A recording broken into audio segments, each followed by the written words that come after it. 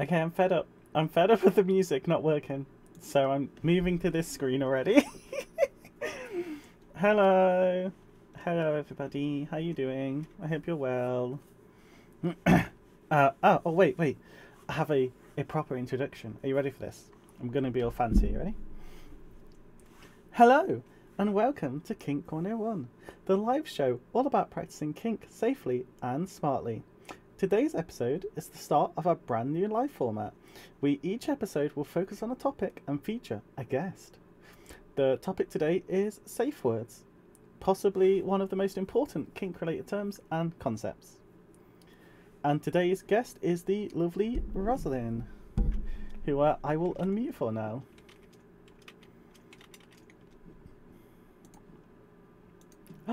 Hello, Rosalind. Oh, sorry, I muted for a second. That's okay. How are you doing today? Okay. Yeah? Outside of, like, the minor issues you heard about while you were getting ready. Punching chairs not fun. No, it's not. Even accidentally. I wouldn't do it on purpose. Could you introduce yourself to chat and anyone else watching?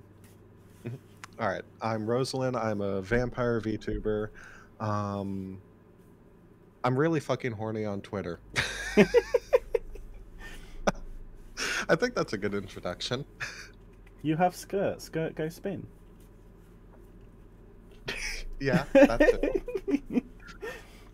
I saw the video. I know it's true. Look, I was excited. As you should be. Legitimately, I don't think I've ever bought a skirt where I put it on and didn't immediately spin around. Last night I was wearing it, and I just completely forgot I was wearing it. Get up to go do something. I'm like, oh yeah, I'm wearing a skirt. The worst is when you forget you're wearing a skirt, and then you just sit down and you're like, oh right, yeah, I'm just showing everything to everyone right now. I'm going to do that one day. Anyway, I want to thank you for being the very first guest on the new version of Kink 101. It's genuinely really nice, thank you. I'm glad you said yes. I am too. I'd be lying if I wasn't nervous, but... Yeah, that's okay. We're both nervous. Nervous energy. But yeah, so today's topic is safe words, and it's one that you actually chose out of like a big long list. So what made you choose safe words? Really, I just kind of look at them. Some of them I'm like, I don't know enough to talk about some of them, but when it came to this one, I'm like, this is just a really important thing to know about. Everyone should have some variation of them. Yeah, definitely. It's possibly, like I said, it's possibly the most important thing in terms of like kink stuff and even just sex in general. Yeah, even if you don't have a kinky sex life, you should have them. Yeah, absolutely. So, chat, what is a safe word? I would say a safe word is like, it doesn't have to be a word, it's just that's the name for them. But it's a thing that you say or do that your partner can know means to stop, or at least to slow down, but usually stop.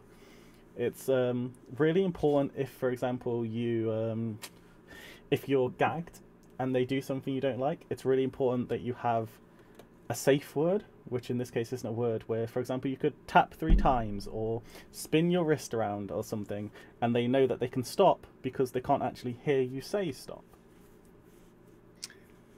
Yeah, that's the biggest thing with gags. You have to have something nonverbal. Yes, definitely. Yes, that's a very good way of putting it, Faye. A sign that's easily identifiable regardless of context that means something is wrong. It's a very good way of putting it. They are so important though. Like, I cannot reiterate how important a safe word is. I personally would say you should never ever do anything beyond vanilla sex with someone without a safe word. And even then, it's probably useful even if you're having completely vanilla sex, just because you never know what you like or don't like. Yeah, and even then it doesn't have to just be like, hey, stop. It could even be something simple like, I have to go to the bathroom. Or Yeah, exactly. I just need to stop for a second. Exactly. Your favorite color is red, yellow, green. Exactly, Andy. We'll get to that. So it ties back into like the whole Oh, hi, concept Sarah. that I covered in like the previous old YouTube version, which is just like consent in general. Because the only way you can have good sex, kink or otherwise, is consensually, and having a safe word help keeps that consent constant. Instead of just giving a consent at the start, if something changes, you can then take that consent away or continue to give it and stuff like that. It's really useful. Because, yeah, you might consent to something and then go, oh, no, I don't like this. Yeah, exactly. Or just something changes and you need to stop. Yes. In terms of different types of safe words, like I said, they're called safe words, but it doesn't have to be a word. It can be an action, or even like just a letter, or it can be a word. Or my favorite is the traffic light system, which is like a combination of 3 different words that mean different things. And yeah, what's some different types of safe words that you've like seen in your usage of them, I suppose? Well, most common is probably the traffic light system, because it's just really simple. Yeah. I've seen other people just use, random words that just go like, we're not going to say this in sex, so if we say it, we know something's up. I'm one of those weird ones where I really like using the traffic light system, because I feel like if I try and pick a random word, in my head, part of me is going to be like, yeah, but what if that word does come up? So I have to pick something really out there. It could be like the most out there thing, and I still be like, yeah, but what if though? I'm trying to think of something now. The traffic light system, chat for those who would like to know, I suppose. We say it, we haven't explained what it is. Like a traffic light, there is red, amber or yellow, and green. And so if you say green, it means, everything's good, keep on going, pass through the traffic light.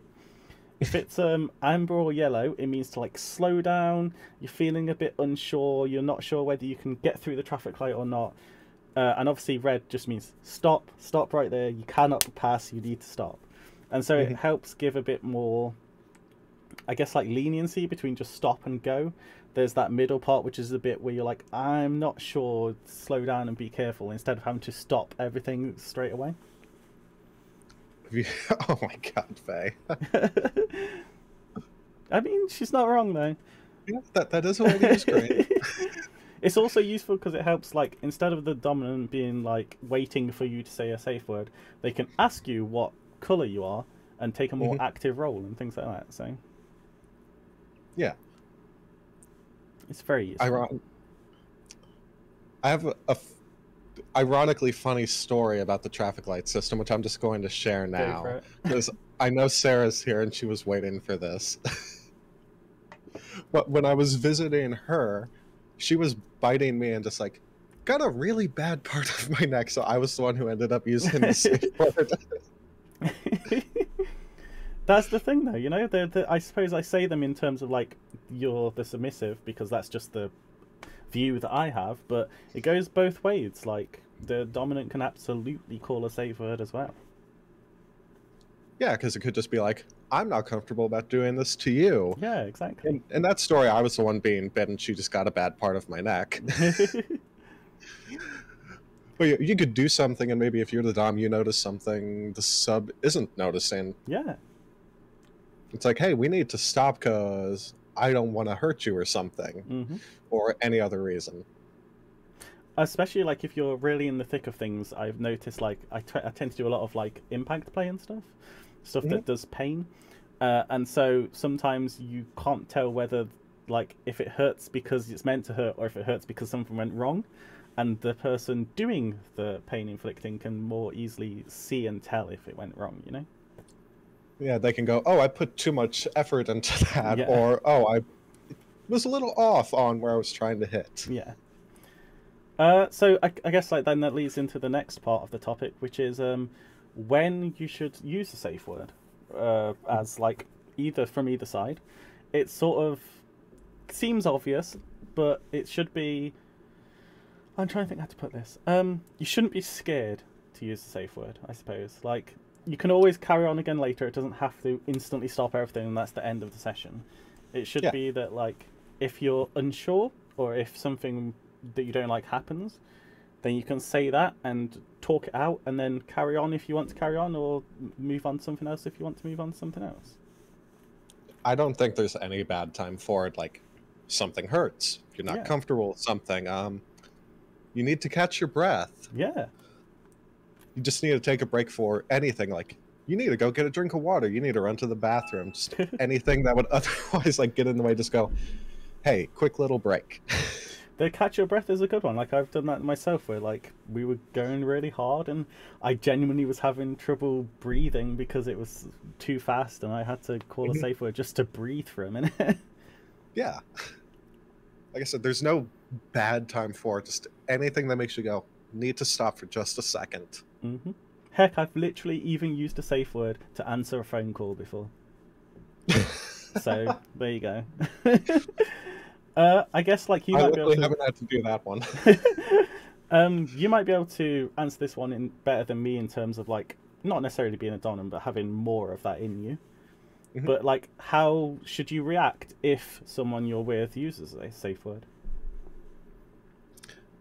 Sorry, I just read my face.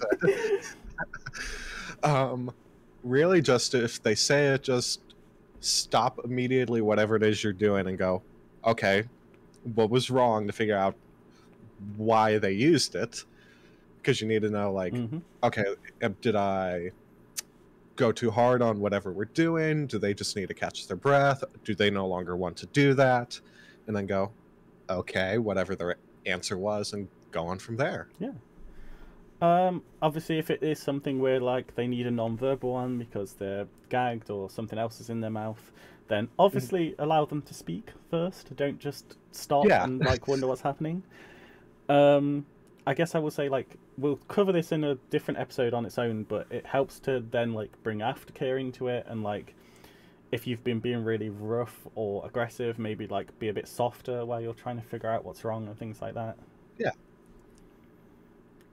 Because let's say you're into one of those really powerful, like, power dynamics or anything like that, you need to just kind of like stop it there for a minute. Yeah, exactly. I guess it's a good way of saying it is like, it's almost like if you were actors in a scene, then you're breaking character and coming out of that scene and being like, hey, so what happened? That's actually a really good analogy, just like a director saying cut. Yeah, exactly. It's like a director saying cut. There you go. That's my new safe word, is cut. No, I like that. Doesn't work if you're into knife play. Oh, it does not. It does not. That is a good point. Faye says, in my own experience, when a safe word is called, it's worth taking a moment to breathe rather than turning it into an interrogation. That's true. That's true. Yeah. And obviously, if you're trying to figure out, if you're trying to figure out what's wrong, it's not an interrogation either. You shouldn't be like, tell me what's wrong. You should be like, how can I help? It's like, do you need to take a break? Was I too rough? Was that too hard? You know. Yeah. That's basically a general overview of safe words. We'll ask some more specific questions in a minute, but I wanted to ask Rosalynn a couple of things first, just because I figure it would be fun, and also it might help educate chat a little bit. So, what safe words do you use in your personal life? Generally just use the traffic light system, because, like I said earlier, it's just really simple. And always effective. It works out and stuff? Yeah. Yeah, good. I'm glad. I mean, there are a couple ways you can use red in the bedroom, but if someone starts going red outside of those scenarios, it's kind of obvious. Yes. If you knew someone that was like a beginner and they'd never really done anything kinky at all before, what would you recommend them as a safe word? Honestly, I'd probably stick with the traffic light system, or just pick something that you and your partner or partners all just agree and can easily remember. That's a good one. Definitely the remembering it is a thing. Like Andy's in chat, for example. He had trouble remembering different safe words before. So if it's a bit too complicated to remember, then it's probably better to find something simpler. Yeah. You don't want to pick some incredibly long word or something you just easily forget. My safe word is anti-disestablishmentarianism. Hippo, I can't remember that word now. Fear of long words. Siliconovoloconorosis. And then for a more fun one, Rosalynn, what is the silliest safe word that you've ever heard of? Like, it doesn't have to be in your personal life, just that you've ever like seen. Well, I haven't heard this one, but now I want someone to use it because it'd be funny, and that's Hippo monstrosus quidbia. I can't even pronounce it now. But the word that's a fear of long words. Ah, that would be very ironic. I've seen people just name various fruits and vegetables, which is always kind of funny, because imagine someone screams out pumpkin or banana. Yeah, someone I was with, their safe word was pineapple before. And it was like, that makes sense, but also it's just like, it made me laugh. Yeah. Which isn't necessarily the best response when someone's like, no, I need to stop, and then you laugh. God, depending on the scenario that's used, that could be really bad. True. Yeah. Other than that, chat, we wanted to take a section to take some Q&A, like, because it's kind of it's a small but large topic at the same time. There's like, explaining it is relatively simple in terms of safe words, but there's so many little details, you know? So if you've got any questions in chat, throw them up now. We'll answer them when we see them. And other than that, Rosalynn, is there anything that I've missed that you can think of in terms of what a safe word is and what to use them for and stuff like that? Not that I can think of off the top of my head. You know, they're really simple but really important. Like I said, so probably the most important thing. Yeah, because any other video you do in the future, they're going to be relevant even if you don't talk about them during it. It's one of those like basics things where it's the kind of thing you need to know before you do anything else. Yeah. And I did say this earlier, but even if you don't do anything kinky, you just have the most vanilla sex life, they're still important to have. Absolutely. I think, absolutely. I'm just laughing at what face said. Yes, you're seeing the chim tree. I suppose, like, the one thing I would ask as well is, just because I'm interested, in terms of using a traffic light system similarly to I do. Oh my god, that was bad English. Similar to how I do. If you couldn't speak, for example, what would you use instead? Well, this would also depend on the amount of bondage involved. Yes. But let's say your hands are free, you know. Do some kind of hand movement, like maybe make a fist as like a pseudo red light, or hold up specific fingers or something like that. Yeah. Because for me, I found that, like, when I can speak, I'll very much use the traffic light system. But when I can't speak, I tend to swap to more a yes or no instead of having that middle ground. And yeah, we did, Sarah. And yes, even amongst the softest, most vanilla-y, fluffiest thing, communication is so important. Yeah, even if you're like, we only have sex once a year and it's only in missionary to try and have a kid. I guess, like, the other thing I'd mention is that, like, while safe words are really useful for sex and kink and things like that, they're also just really useful in other things. Like when I play D&D, we'll often have a safe word at the table just in case we venture into any sort of territory role playing that someone doesn't want to take part in and things like that. So yeah, that's especially good if, like, your game has more adult concepts in it. And I'm sure, like, if you were, I don't know, if you were doing a stream with someone, I'm sure that they could be useful there even, to be honest with you. Sarah, I'm going to be honest. I thought you were just using traffic light system. I was just like, okay, that's convenient. I mean, there's only so many colors. Yeah. I'm going to change my traffic light system now. My green is now purple. It's confused everyone. Purple is the best color. That's the why. Teal is stop. I think it's probably almost it. Is there any last words from you, Rosalind? Is there anything you'd like to reiterate or mention or anything like that? Not that I can think of. I think we've covered this pretty well. It's not that hard of a topic to go over. You just need to make sure you explain why they're important. Mm-hmm. Right. Oh, do you have any recommendations for instances where your partner uses safe words at any point where they feel slightly out of their comfort zone? Ah, so like if it was more of an amber type thing or something like that, how would you respond to that, I suppose?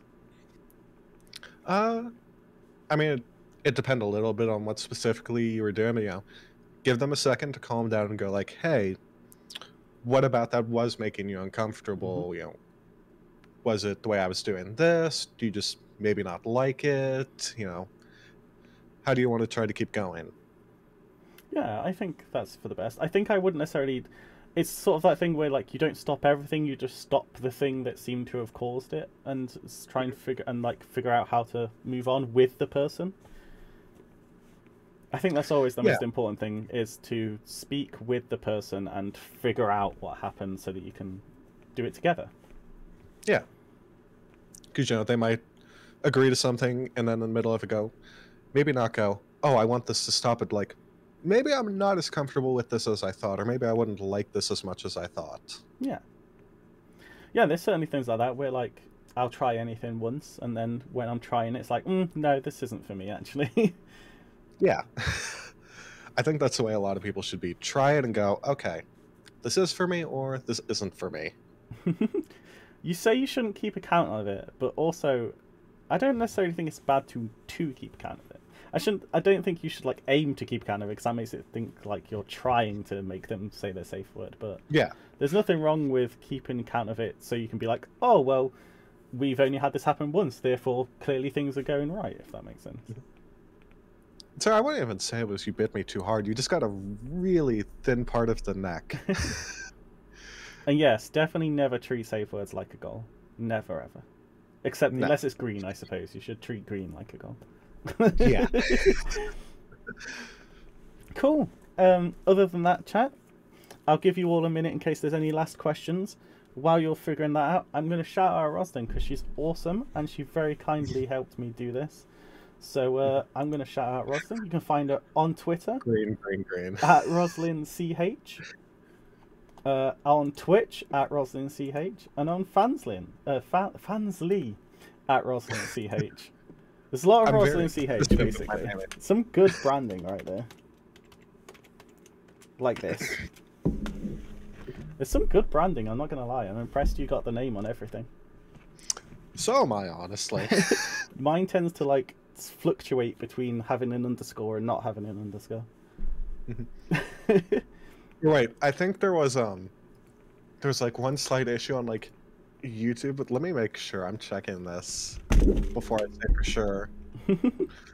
No, I got it on YouTube. I remember I was worried because they're no longer active, but Hololive China used to have a person named Rosalind. I didn't realize it. I chose the name. I chose the name, started making things. I'm like, oh. I mean, if it makes you feel better, I chose the name Mimi Moonbeam. No one had anything even similar, okay? In the almost year since I've started doing it, I have found someone with the exact same name. And with the name, but with my real life first name instead of Mimi. Oh, God. And that freaked me out a little bit, I won't lie. But it was fun. It's all good. There have been times where I've seen people where I'm like, that's my dead name. Oh, no. You're a vampire, too. Oh, it's just no. like, this is awkward. I'm not telling you this. But... Fair enough. Well, thank you again for joining me, Rosalind. You've been lovely, like, honestly. I hope that you had fun. I hope it wasn't too awkward. No, once we got talking about it, all the awkwardness kind of went away. Good. And thank you for sticking around, chat. This, like I said, this has got VOD enables finally. We finally figured it out. So I'm going to upload this to YouTube later as well. And thank you very much for watching. It's been a pleasure. Thank you for having